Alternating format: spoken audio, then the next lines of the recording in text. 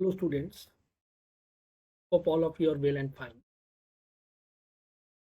आज हम लोग अकाउंटेंसी सब्जेक्ट का बहुत सारा ब्रांचेस है, उसमें से एक ब्रांच है कॉर्पोरेट अकाउंटिंग। कॉर्पोरेट अकाउंटिंग में बहुत सारे चैप्टर्स हैं, उसमें एक चैप्टर है वैल्यूएशन ऑफ शेयर्स। आज इसी टॉपिक को हम लोग कवर करेंगे। वैल्यूएशन ऑफ शेयर्स थोड़ा बहुत हाइट सेकेंडरी में है, बट वो पार्टनरशिप से रिलेटेड है। मेनली जो वैल्यूएशन ऑफ शेयर्स है, ये टॉपिक कॉर्पोरेट अकाउंटिंग के अंडर में आता है। वैल्यूएशन ऑफ शेयर्स में हम लोग बेसिकली इक्विटी शेयर का वैल्यू निकालना सीखते हैं, यानी इक्विटी शेयर का कीमत क्या होगा ये निकालना। हम लोग 3 मेथड यूज होता है। एक मेथड का नाम है एसेट बैकिंग मेथड, जिसको इंट्रिंसिक वैल्यू मेथड भी बोला जाता है। दूसरा मेथड का नाम है यील्ड बेसिस मेथड या मार्केट वैल्यू मेथड या मार्केट प्राइस मेथड भी बोलते हैं। और तीसरा मेथड है, ये जो फर्स्ट मेथड था asset banking method and yield basis method, ये दोनों का एवरेज को बोला गया है फेयर वैल्यू मेथड। तो आज बेसिक 2 सम्स हम लोग सॉल्व करेंगे। एसेट बैकिंग मेथड से भी सॉल्व करेंगे और फिर हम लोग यील्ड बेसिस मेथड से भी सॉल्व करेंगे। एसेट बैकिंग मेथड में एक शेयर का वैल्यू पता लगाने का फॉर्मूला है net assets available for equity share holders divided by number of equity shares. Asset banking method का और एक नाम है इंट्रिंसिक वैल्यू मेथड। इस मेथड में एसेट बैकिंग और इंट्रिंसिक वैल्यू मेथड में एक इक्विटी शेयर का प्राइस कैसे पता चलेगा? फॉर्मूला है net assets available for equity share holders divided by number of equity. Number of equity shares आपको क्वेश्चन से मिल जाएगा। Net asset available for equity share holders, ये हम लोग को कैलकुलेट करना पड़ेगा। इसको कैलकुलेट करने का 2 मेथड है, एक एसेट अप्रोच, एक लायबिलिटी अप्रोच। क्वेश्चन जैसा डिमांड करेगा उस हिसाब से आपको फॉर्मूला अडॉप्ट करना है। जैसे देखिए, मेरा ही मटेरियल का, मेरा स्टडी मटेरियल का इंस्टीट्यूट से जो स्टडी मटेरियल प्रोवाइड किया जाता है, वहां से एक क्वेश्चन मैंने सिलेक्ट किया है। बहुत बेसिक क्वेश्चन है। क्वेश्चन नंबर 17 मेरा स्टडी मटेरियल के अंदर है। इस क्वेश्चन को पकड़ के आपको फॉर्मूला एक्सप्लेन करेंगे और सम्स को सॉल्व करेंगे। The following particulars are available in relation to A limited. A limited का कुछ इंफॉर्मेशन दे रहा है। इक्विटी शेयर कैपिटल दे रहा है 5000 equity shares 20 each. Preference share capital दे रहा है 1000 18%, 8% प्रेफरेंस शेयर्स ₹100 ईच। रिजर्व्स का अमाउंट दे रहा है 30,000। Current liability 18,000। Loss on revaluation of fixed asset, fixed asset का रिवैल्यूएशन करने पे लॉस हुआ है कंपनी को 12,000 रुपया। एवरेज प्रॉफिट बता रहा है कंपनी का 30,000 after tax. Normal rate of return capital employed 10%। Calculate intrinsic value पर इक्विटी शेयर, यानी एसेट बैकिंग मेथड में हम लोग को सॉल्व करना। अच्छा, यहां पर एक बात ध्यान दीजिए। अभी मैं बता रहा था कि एसेट अप्रोच और liability approach, asset banking method में 2 अप्रोच यूज होता है। एसेट अप्रोच यूज करने के लिए फिक्स्ड एसेट, करेंट एसेट का वैल्यू पता रहना चाहिए, जो कि इस सम्स में नहीं है, तो हम लोग को लायबिलिटी अप्रोच में जाना पड़ेगा। लायबिलिटी अप्रोच में हम लोग को पहले क्या पता लगाना पड़ेगा, हम लोग को पहले पता लगाना पड़ेगा net assets available for equity share holders. ये मैं बात कर रहा हूं asset banking method liability approach. Asset banking method का दूसरा नाम है intrinsic value method liability approach. Net asset available for equity share holders कैसे आएगा? सबसे पहले आपको इक्विटी शेयर कैपिटल लेना है, प्रेफरेंस शेयर कैपिटल लेना है, रिजर्व सरप्लस लेना है। अगर रिवैल्यूएशन प्रॉफिट हुआ तो ऐड करना है, लॉस हुआ तो माइनस करना है। जैसे अभी जो हम लोग सॉल्व करेंगे उसमें लॉस हुआ था तो हम लोग माइनस करेंगे, और अगर कोई फिक्टिशियस एसेट रहा तो वो भी माइनस करेंगे। करने के बाद जो आएगा उसका नाम है नेट एसेट या तो नेट वर्थ। वहां से हम लोग चार चीज माइनस करते हैं, डिबेंचर्स का पैसा, प्रेफरेंस शेयर कैपिटल का पैसा, अगर प्रेफरेंस शेयर डिविडेंड बाकी है, एरियर मीन्स बाकी है, तो वो पैसा, और लोन का अमाउंट माइनस करेंगे। माइनस करने के बाद नोशनल कॉल रहा on partly paid up share तो ऐड करेंगे। ये notional call on partly paid up share क्या चीज है?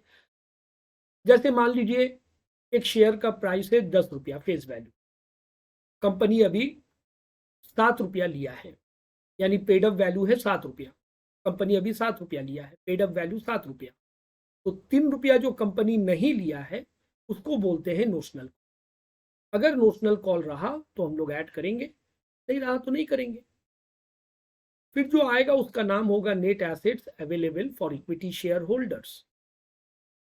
और एसेट बैकिंग मेथड में या इंट्रिंसिक वैल्यू मेथड में एक शेयर का कीमत कैसे पता चलेगा? ये जो नेट एसेट आएगा उसको नंबर ऑफ शेयर से डिवाइड कर, ये देखिए formula, net asset available for equity share holder divided by number of equity shares. That means पहले net asset available for equity share holders निकालना जरूरी है। तो ये सवाल हम लोग अब सॉल्व करने जा रहे हैं लायबिलिटी अप्रोच। अभी आपने फॉर्मूला में क्या देखा था? अभी आपने फॉर्मूला में देखा था कि सबसे पहले आपको लेना है, क्या लेना है? सबसे पहले आपको लेना है equity share capital and preference share capital. Equity share capital कितना था? 5000 shares 20 each. Preference share capital कितना था? 1000 शेयर्स 100 ईच।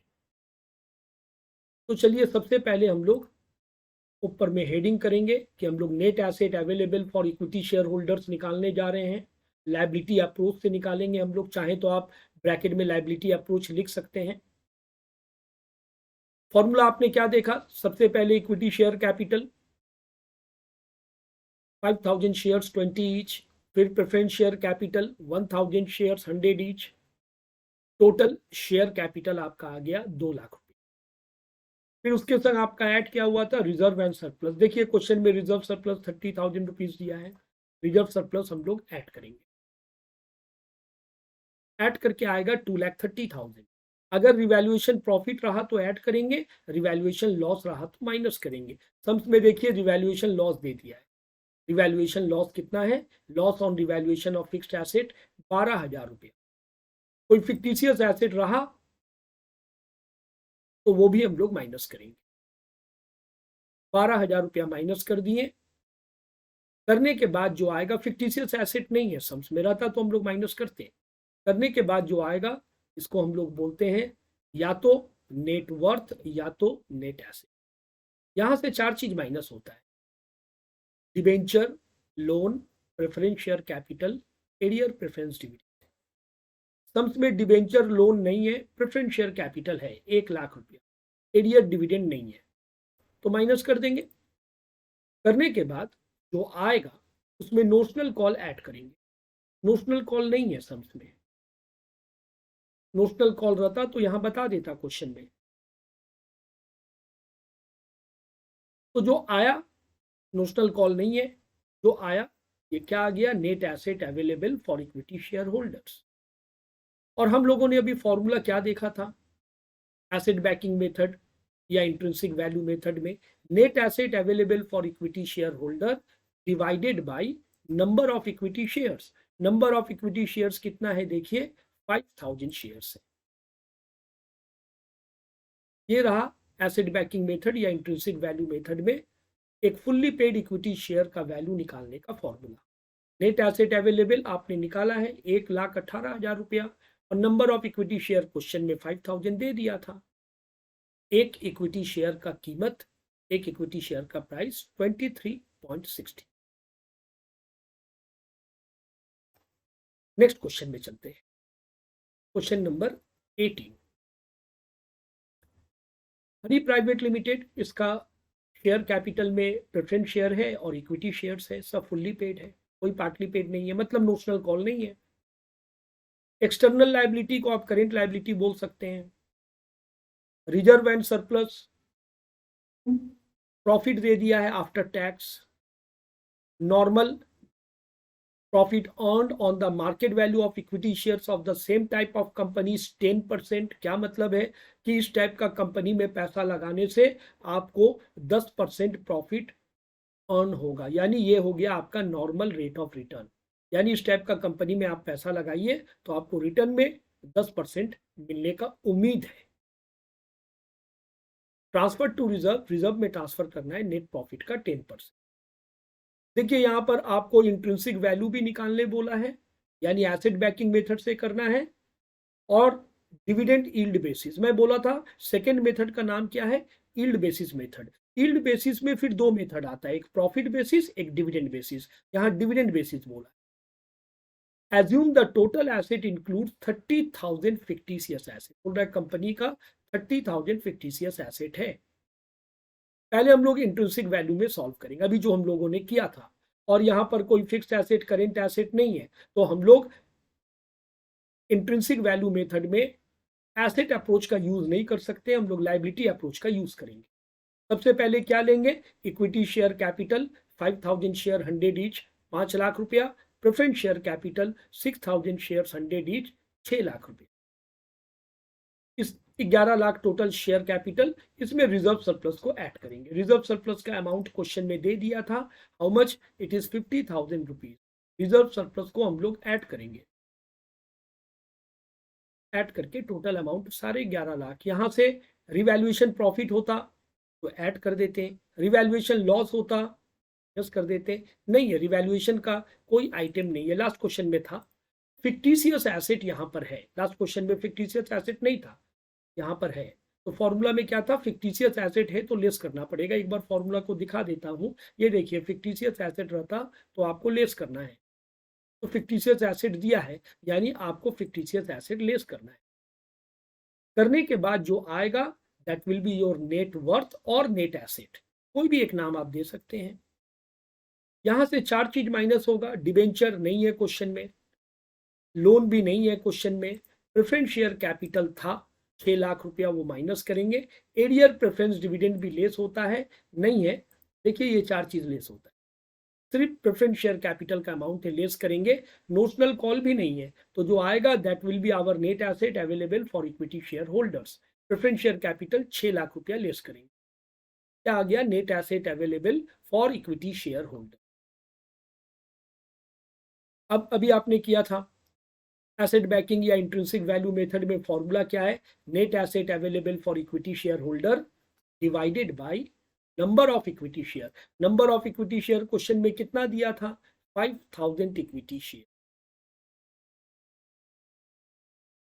तो नंबर ऑफ इक्विटी शेयर से डिवाइड कर देंगे। नेट एसेट अवेलेबल अभी अभी आया 5,20,000 आया, ये देखिए 5,20,000 आया था, उसको 5,000 शेयर से डिवाइड कर दीजिए, आपको एसेट बैकिंग मेथड में यानी इंट्रिंसिक वैल्यू मेथड में एक शेयर का प्राइस पता चले। ये सवाल यील्ड बेसिस से भी बोला था। यील्ड बेसिस के अंदर दो मेथड होता है, प्रॉफिट बेसिस, डिविडेंड बेसिस। कोई भी मेथड से निकालिए आंसर सेम आता है। डिविडेंड बेसिस बोला है तो मैं पहले आपको डिविडेंड बेसिस का फॉर्मूला एक्सप्लेन कर रहा हूं। डिविडेंड बेसिस के लिए सबसे पहले आपको निकालना पड़ेगा profit available for equity share holder. Profit available for equity share holder कैसे निकलेगा, आपको सबसे पहले एवरेज प्रॉफिट का पैसा लेना। ये देखिए एवरेज और weighted average profit after tax. अगर बिफोर टैक्स दिया है तो टैक्स घटा दीजिए, आफ्टर टैक्स आ जाएगा। यानी सबसे पहले मुझे एवरेज या वेटेड एवरेज प्रॉफिट लेना है आफ्टर टैक्स। क्वेश्चन में दे दिया तो ठीक है, नहीं दिया तो आपको निकालना पड़ेगा एवरेज प्रॉफिट। और बिफोर टैक्स दिया तो टैक्स लेस कर दीजिएगा। टैक्स का परसेंटेज नहीं बोला, आप 50% टैक्स लगा सकते हैं, और अगर बोल दिया तो जितना बोलेगा उतना लगाइएगा। वहां से रिजर्व का ट्रांसफर माइनस कीजिएगा। उसके बाद जो आएगा, करेंट ईयर का प्रेफरेंस शेयर अगर है तो उसका डिविडेंड माइनस कीजिएगा। करने से आ जाएगा profit available to equity share. ये मैं बता रहा हूं डिविडेंड यील्ड बेसिस में दो मेथड है, profit basis and dividend basis. ये मैं यील्ड मेथड का डिविडेंड बेसिस बता रहा हूं। इसके बाद आपको क्या निकालना है, एक्सपेक्टेड रेट ऑफ रिटर्न। ये एक्सपेक्टेड रेट ऑफ रिटर्न, कभी कभी एक्सपेक्टेड रेट ऑफ डिविडेंड भी बोलते हैं, दोनों सेम है। फॉर्मूला क्या है, profit available to equity share holder, ये जो आया, divided by paid up equity share capital multiplied by 100। ये देखिए, profit available for equity share holder, ये जो आया, divided by paid up equity share capital multiplied by 100। इसके बाद आपको शेयर का प्राइस पता चलेगा, शेयर का वैल्यू पता चलेगा। यील्ड बेसिस का डिविडेंड मेथड में कैसे पता चलेगा, ये जो एक्सपेक्टेड रेट ऑफ रिटर्न आया, क्वेश्चन में एक नॉर्मल रेट ऑफ रिटर्न भी दे देगा।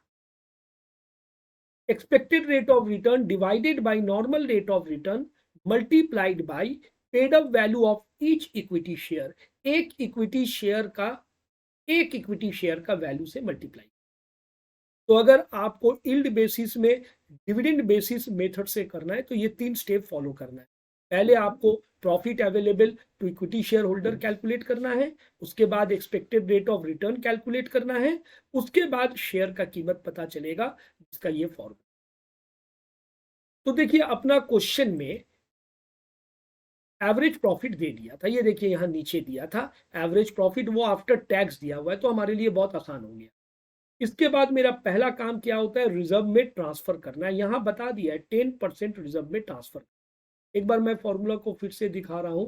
ये देखिए, एवरेज प्रॉफिट के बाद रिजर्व में ट्रांसफर करना है 10%। उसके बाद करेंट ईयर का प्रेफरेंस शेयर का डिविडेंड माइनस करना है।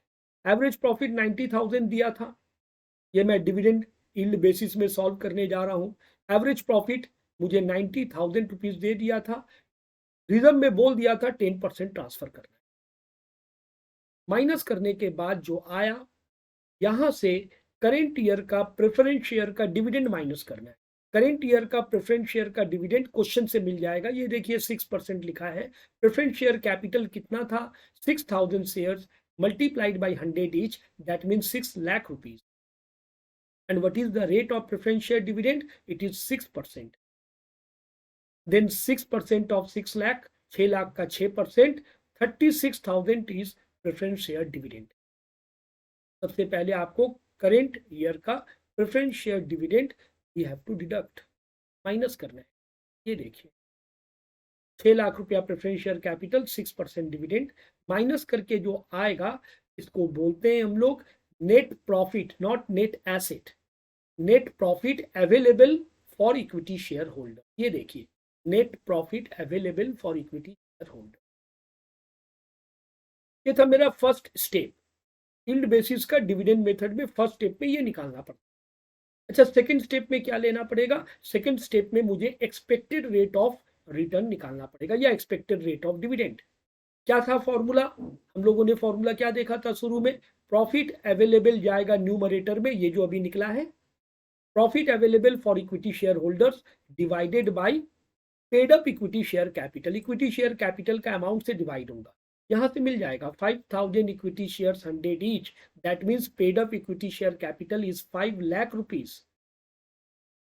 तो how to get expected rate of return? The formula of expected rate of return is profit available for equity shareholders divided by paid up equity share capital multiplied by 100। ये देखिए formula, profit available 45,000 रुपया आया, paid up equity share capital question में अभी मैंने दिखाया 5 लाख रुपया था, 5,000 शेयर्स, इक्विटी शेयर्स 100 ईच, 100 से आप मल्टीप्लाई करेंगे तो 9% आ रहा है। ये परसेंटेज में आएगा, क्योंकि आप यहाँ रेट ऑफ रिटर्न निकाल रहे हैं, रेट ऑफ रिटर्न परसेंटेज में आता है। वैसे भी आप जानते हैं 100 से मल्टीप्लाई होने से रिजल्ट परसेंटेज में आता है।